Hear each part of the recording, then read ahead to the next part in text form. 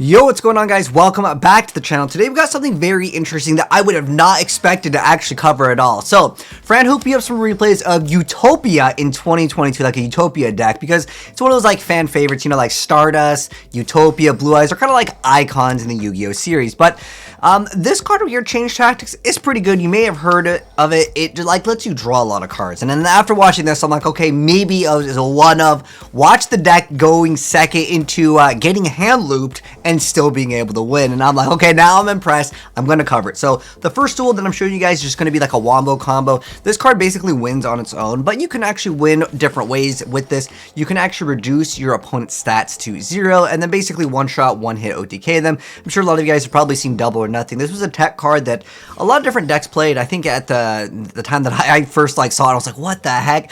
Was in like a Musketeer deck. They busted it out. But there's a lot of different decks that can run Double or Nothing. It was one of those like splashable.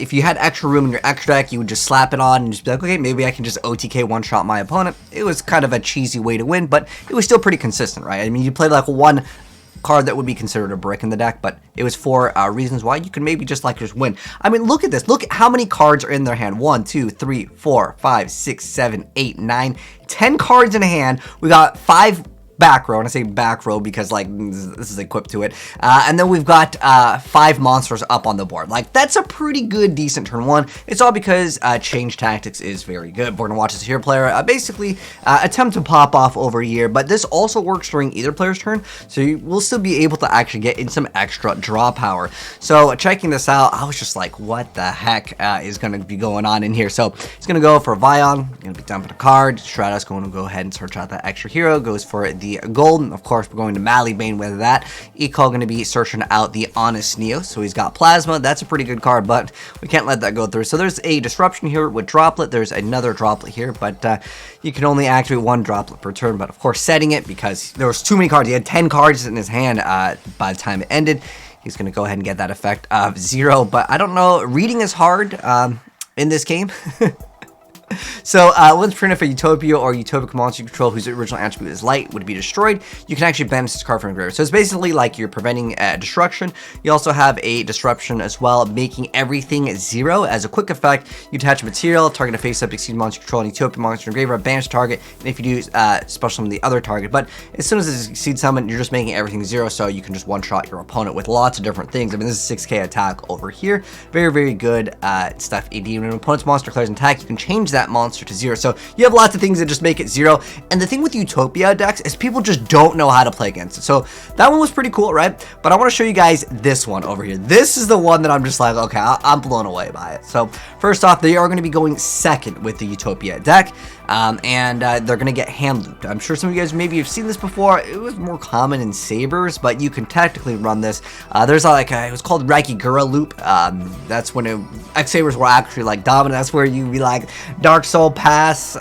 You know, you said Dark Soul, but this is like old school Yu-Gi-Oh!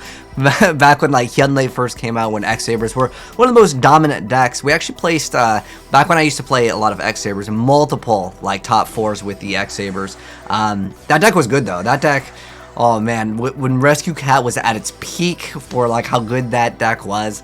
Very good stuff indeed. Anyways, X-Sabers, it'll always hold a special place in my Yu-Gi-Oh! Career. Anyways, nonetheless, we're going to see Gotems come out again and again.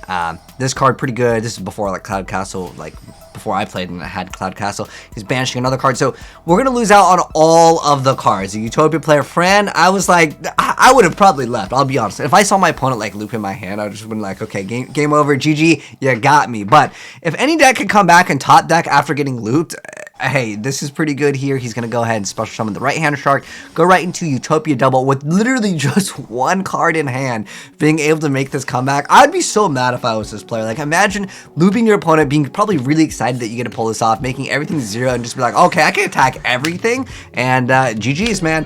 That guy was probably extra salty. We got another duel over here versus, it looks like some sort of a variant of Guru control. Nonetheless, that deck is actually going to be going first again, because I want to show you guys the deck going first, and I want to show you guys it going second. Obviously, that last play that I just showed you, I was like, okay, Utopia might be kind of legit.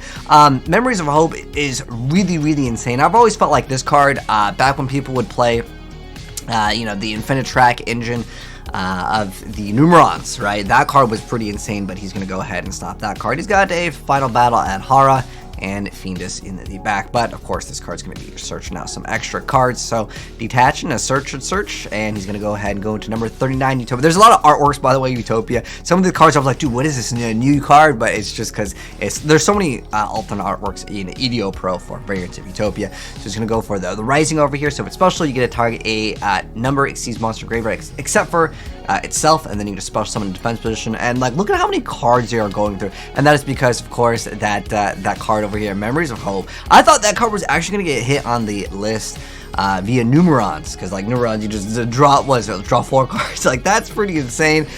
So pretty crazy. But change tactics allowing you to draw. I mean, look at this. This is just like unfair levels of like cards, and on top of that, red reboot just in case there was anything. Guru player, okay, you got me over there. Some pretty good stuff indeed. Let me go ahead and actually give you guys the exported deck over here. So if you guys want the deck profile, I'm gonna go ahead and give it to you guys right now. We're gonna have to go all the way to the top over here. So here is the deck over here.